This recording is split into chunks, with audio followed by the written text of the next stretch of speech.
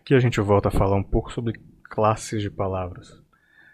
Nesse slide aqui eu pedi para os alunos dizerem aí da cabeça deles o que eles achavam que formava a gramática do inglês. Quais os elementos formativos dessa gramática, por exemplo. A gente tem verbos, a gente tem substantivos. O que mais? Então eles diziam, ok, acho que a gente tem adjetivos, e aí outros falavam, advérbios, preposições. Aí chegavam outros e olhavam, ok, também tem conjunções e outros artigos, pronomes e tudo mais. E a gente chegou então nessa lista, travamos aqui, depois disso a gente não conseguiu pensar em mais nada. Quando a gente viu sobre classes gramaticais no vídeo passado, a gente adicionou aí a interjeição. As 10 classes de palavras no português costumam incluir interjeições. No caso aqui, interjeições, eu não sei exatamente na gramática inglesa onde elas ficam. Depois eu ia ter que checar. Mas elas de fato são um pouco tangenciais, mas a gente poderia adicionar interjeições. Dependendo de como você faz a análise, né? Eu já tinha mencionado antes, eu colocaria até um número menor de itens gramaticais aqui. Eu colocaria certos artigos dentro, por exemplo, de adjetivos, vamos dizer, de uma categoria maior de adjetivos. Então, como se artigos fosse um tipo de adjetivo. Ou certos advérbios, inclusive, fossem uma forma oblíqua, assim, verbal de um adjetivo, só que relacionado a verbos, né? Enfim, tem mais de uma forma de se, como se diz, cortar essa torta, né, no inglês. A gente também falou de sintaxe, então muita gente fala de gramática e eles não querem dizer, eles não estão falando do assunto da sintaxe. Então eu perguntei para eles, ok, então o que é sintaxe? E a gente falou então que, olha, sintaxe tem mais a ver com a cláusula, né, com a oração, com a frase, enquanto gramática está mais preocupada com a classificação genérica, vamos dizer assim, bem ampla, ou com palavrinhas bem específicas e particulares. Então ou ela é muito focada, ou ela é bem geral. Sintaxe já está, não chega a ser um meio termo, mas sintaxe já está mais preocupada com cadeias de palavras, cadeias de lexemas e a relação deles, né? A relação lógica entre eles, a relação de transitividade. Então, sujeito, verbo, objeto é uma forma de você ordenar uma, uma determinada frase. Verbo, sujeito e objeto é outra forma. E cada língua vai valorizar e vai priorizar determinada ordem. Então, tem línguas que são mais comuns no formato sujeito, verbo, objeto. A gente fala a pessoa da aula de grego, né? A pessoa é o sujeito, da aula é o verbo, de grego o objeto. Ou então a pessoa ensina grego, é até mais simples, né? Enquanto outras línguas vão falar ensina a pessoa grego. E outros vão até dizer grego, começando com objeto, a pessoa ensina. E outros vão dizer grego ensina a pessoa, colocando o sujeito lá no final. São formas bem variáveis, né? E existe grande debate sobre qual é a característica dominante do grego.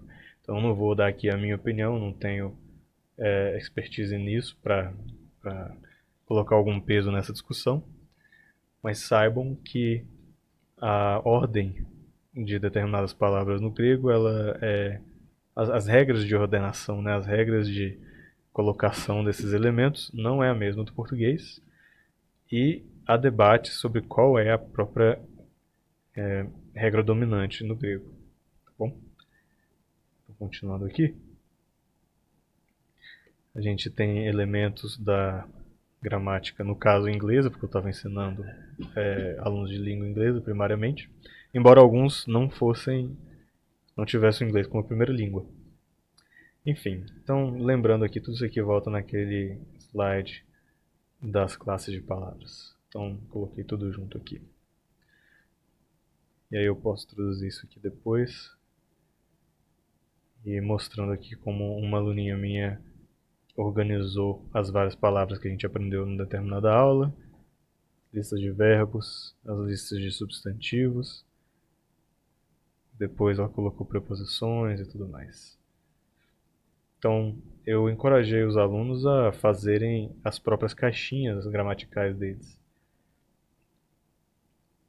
Isso pode gerar formas de ver, né, e ângulos que podem ajudar a destravar alguma coisa que certas pessoas têm com gramática. É muito comum que pessoas fiquem travadas na área da gramática porque elas foram ensinadas de forma muito rígida.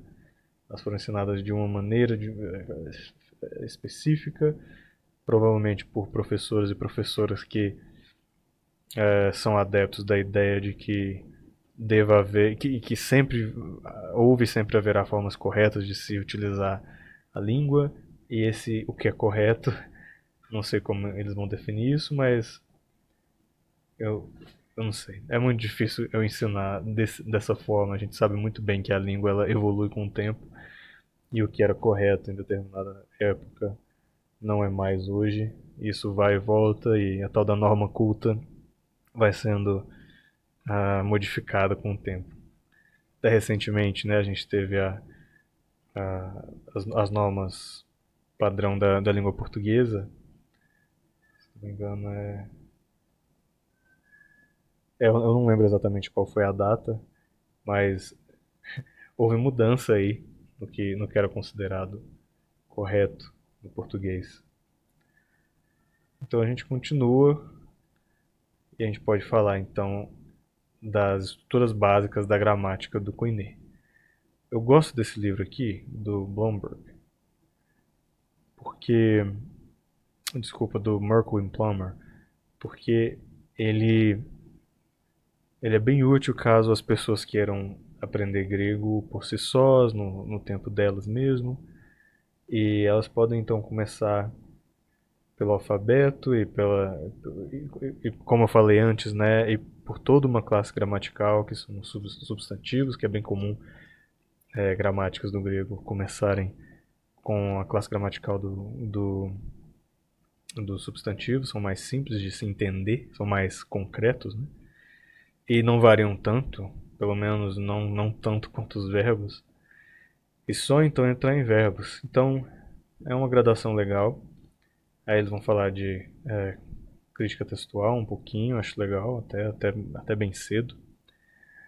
E depois é que eles vão tratar de preposições, pronomes relativos, o tempo futuro e, enfim, recomendo aqui essa gramática, principalmente se você tem interesse de ser um autodidata, autodidata entre aspas, né, no grego.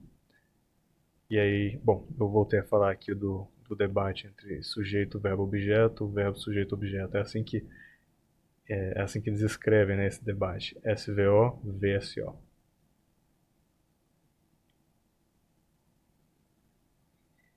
E aí também entrei na questão da acentuação.